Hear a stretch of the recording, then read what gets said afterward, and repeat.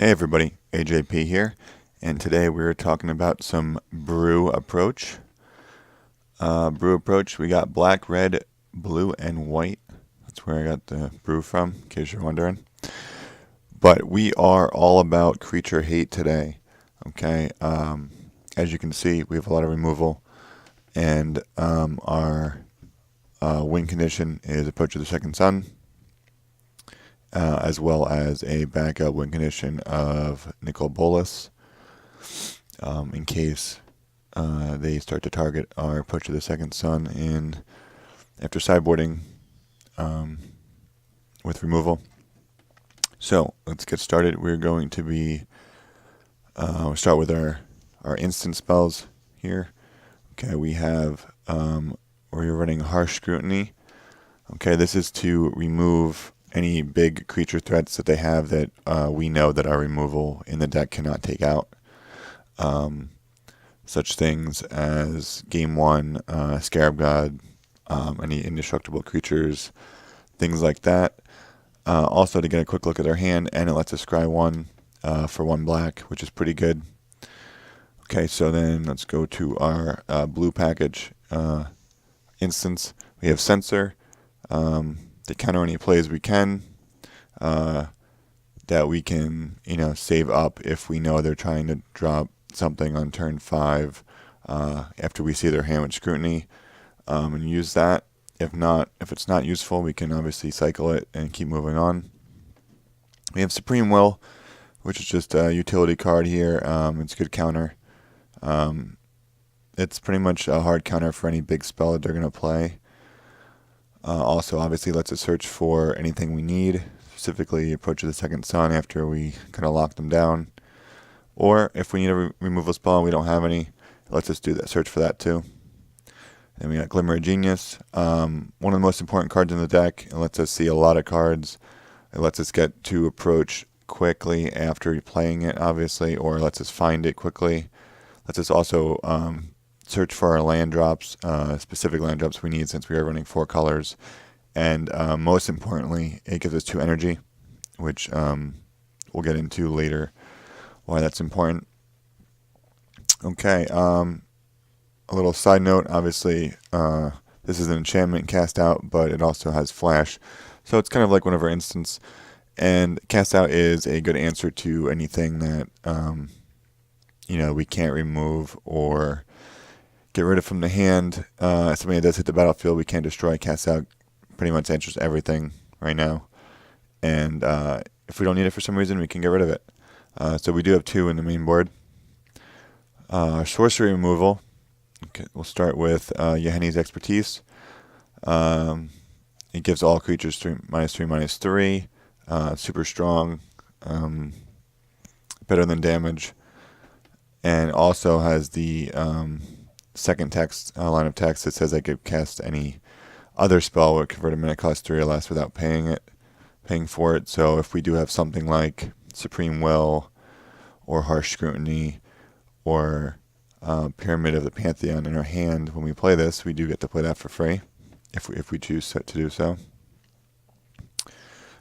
Sweltering Sun, very very nice board wipe a lot of the times, as with Yeheni's Expertise. It's just one of the best removal spells in the format, and if we don't need it, we can get rid of it for 3, which is very important. And then the cheapest board wipe that there is, Bontu's Last Reckoning. And we do have ways to counteract the fact that we can't untap the next step. Our lands can't untap the next step. Okay, but very important to have just unconditional board wipe for any regular creatures without indestructible. Okay, let's skip to our other permanents. We have some artifacts. 1 artifact, actually. Pyramid of the Pantheon. And I'm not quite sure why this isn't being played more of, since it just costs 1. It's very good color fixing. And you pay 2 and you tap it and you add 1 mana of any color. So it's kind of like a lot of those the lands that have been reprinted with different names, where you just tap any land and you tap that land and you get any 1 mana of any color, except you have to pay 2. But each time you do it, you put a brick counter on it, and then once you have 3, this pretty much just taps for 3 of any color. It's kind of like a Black Lotus effect, except you don't have to sacrifice it. So it's super strong. Ideally, if we drop this on turn 1, turn 2, it sits there, and then if we have to play something such as a scrutiny or a censor, we do. If we don't need to, or if we don't need to censor anything and we don't have a scrutiny, or we don't have either one of those cards, you just tap to add 1 mana, and it just leaves your pool, and you still get a counter on it. So you do that turn 2, turn 3, you can hold up another censor or Supreme Will or anything else you want to leave up, and then if they don't do anything at the end of turn, another counter. And pretty much by the time it's turn 4 or 5, we can have access to play Nicol Bolas or Approach of the Second Sun, which is super fast. So it's kind of cool because it's not a whole lot of investment, but you get a whole lot of return, and it's not something that you have to do on your turn. It's something you could do at the end step and add counters to it to improve its value. Okay, then we have Nicol Bolas, just a second win con, just because in case after sideboarding or anything like that, or in the main deck they have a way to stop us from approach. We do have just another way to win because there are no other creatures in this deck and there's no other way to deal damage to them. So it's also just a very good control card. It costs 7 and you get 7 counters on it when it comes into play, so it's a really tough one to deal with in terms of removal and attacking it down. It disrupts their hand, as an option. It also can play a card from the top of their deck, which is not the ability we usually use. And then obviously -4 is the one that we'll use to win if we have to. It deals 7 damage to target opponent or creature that they control. So we do that a couple times and we can win the game, obviously. So if we have them locked down. And then Approach the Second Sun. Okay, everyone knows this card by now, probably, but if you can cast it twice from your hand, and the second one does not get countered, you win the game. So, if we're not playing against a control matchup, this is a fairly simple way for us to win. If we are, we have to be careful, but we do have counters. And if we are going against a control matchup, which is our toughest matchup, we do have some things to sideboard into to help us win. And these cards are Duress, which will help us just see their hand and take out any counter spells or spells that are going to target it for Approach of the Second Sun, such as Lost Legacy, which is being sideboarded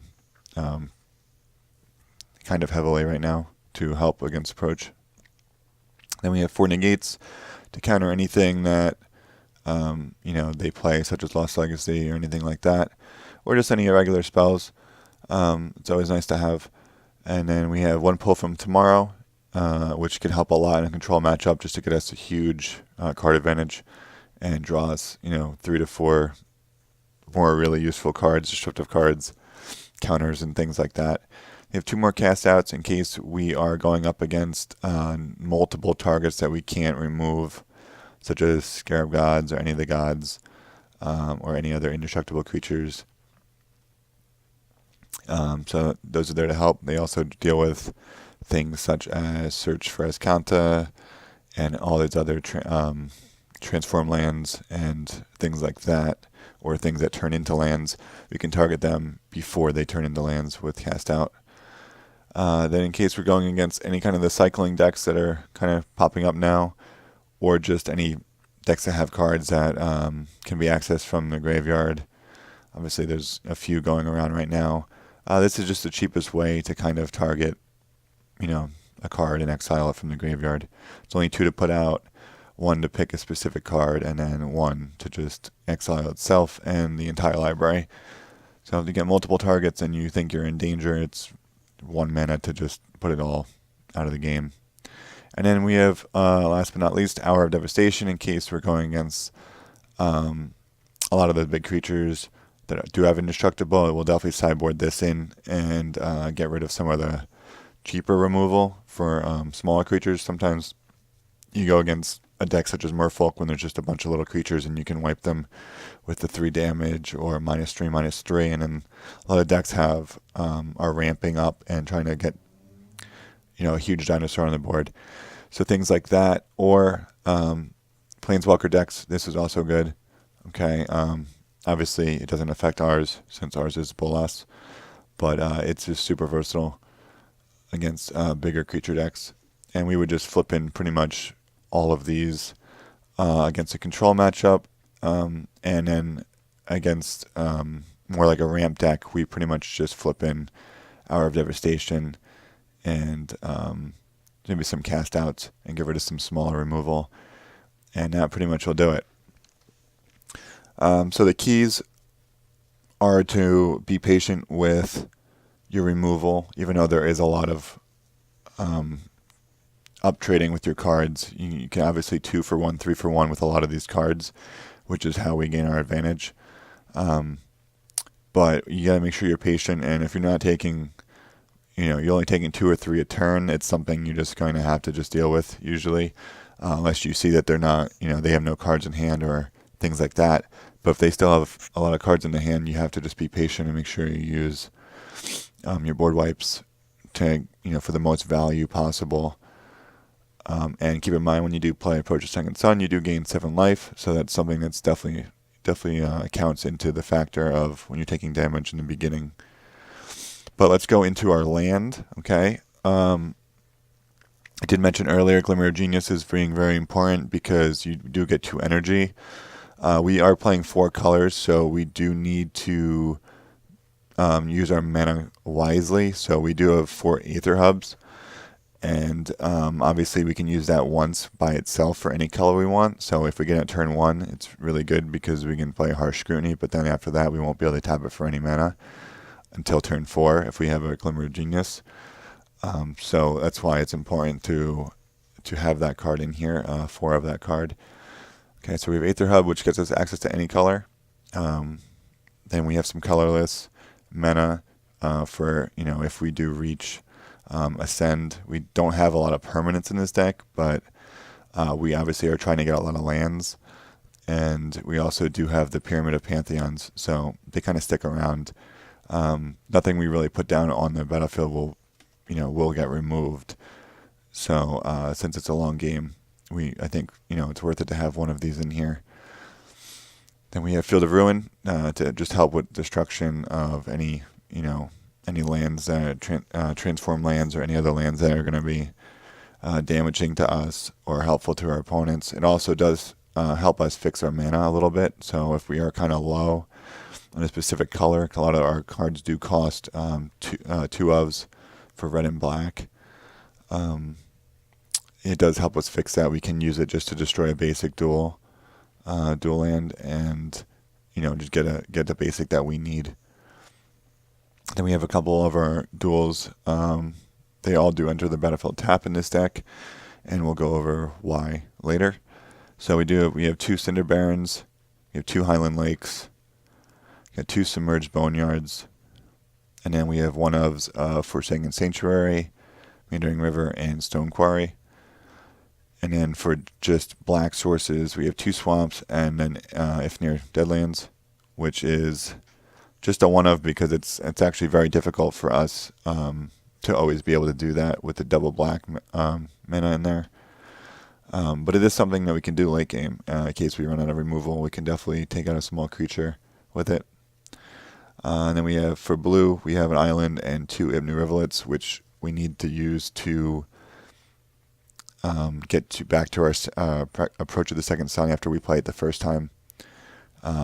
Usually the next turn after playing Approach, will consist of us playing Ibn Rivulet activation and a Supreme Will or a Glimmer of Genius or something like that would be ideal, and then we'll have Approach back the next turn.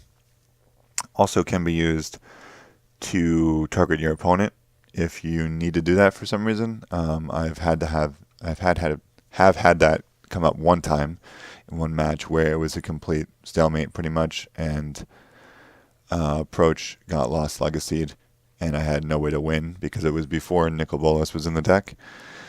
And I just controlled pretty much everything they were doing, and at the end, when they had about 9 cards left, I just used two activations over the last 2 turns with Infinite Rivulet to win. Okay, hopefully that won't ever come down to that in your matchup. There are 2 basic mountains and 2 plains, just because we want to have options if we have to use Field of Ruin, to get a basic land that we need. So we want to have multiple options, because if we have a mountain in our hand already on the field, and we want to get the second mountain, and all we have is a Field of Ruin, we want to be able to get another mountain with it. So that is our land. Okay, it's 25 of them. So before I mentioned all our lands are coming into play tapped, and that is because we were trying to keep this deck down in price. And right now, currently, you can get this deck for $25 in paper on TCG, and you guys can get it for 22 tickets right now, currently on MTGO Traders. So it's pretty reasonable. A lot of power in this deck. We have a lot of good removal, and it is a lot of cards are over $1 in this deck, but a lot of the cards aren't, and a lot of them are very cheap. So it kind of evens itself out. And for that price, I feel like it's a very competitive deck.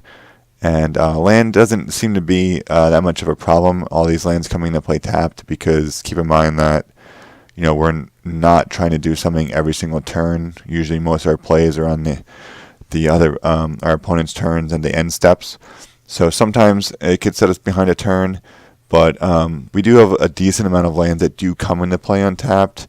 We have the Aether Hubs, Field of Ruin, Arch of Vraska, and then we have our If Near Deadlands, Rivulets, and we have our basics. So usually, if you choose to play the lands at the right time, knowing you have nothing to play, throw a land down, it's tapped, and when you need to make a play, throw down one of these untapped lands.